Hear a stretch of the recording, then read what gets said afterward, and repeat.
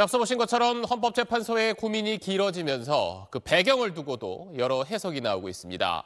전원 일치 결론을 위해서 막판 조율 중이라는 분석이 있는가 하면 이 절차적인 쟁점을 놓고 재판관들 사이에 서로 다른 목소리가 있다는 이야기도 나오고 있습니다.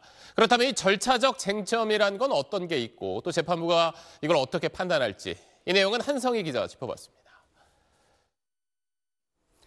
윤석열 대통령 측이 절차적 흠결, 즉 문제가 있다고 주장한 내용 가운데 법조계에서 가장 논란의 여지가 있다고 보는 건 소추 사유 변경에 국회의 재의결이 필요한지 여부입니다.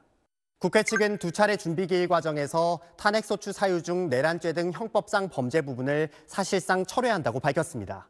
당초 국회에서 의결된 소추 사유에는 내란죄 등 형법 위반과 비상계엄 선포 등 헌법 위반이 모두 포함됐지만 그 사실관계가 사실상 같다며 헌법 위반 여부에 심리를 집중해달란 요청이었습니다.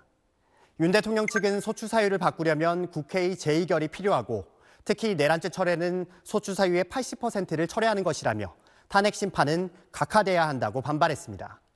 이후 국회 측이 소추 사실은 한 글자도 철회하거나 변경한 적이 없다고 해명했지만 주심인 정영식 재판관이 나중에 결론적으로 어떻게 볼진 판단할 부분이라고 언급한 뒤에 어떻게 결론 내렸는지는 알려지지 않았습니다.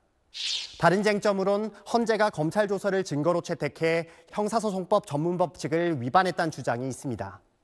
윤 대통령 측은 2020년 법 개정으로 형사재판에서 검사가 작성한 피의자 신문조서는 피고인 측이 동의할 때만 증거로 인정되는 만큼 형사소송법을 준용하는 탄핵 심판에도 그대로 적용해야 한다는 겁니다.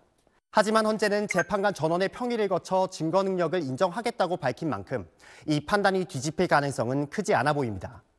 이 밖에도 수사가 진행 중인 사건 기록은 송부를 요구할 수 없다는 윤 대통령 측 주장은 재판부가 문제 없다고 정리했고 탄핵안이 두 번의 본회의 상정 끝에 가결된 것이 일사부재의 원칙을 위반한 것이란 주장은 상정됐던 회기가 달라 재판부가 받아들일 가능성은 적어 보입니다.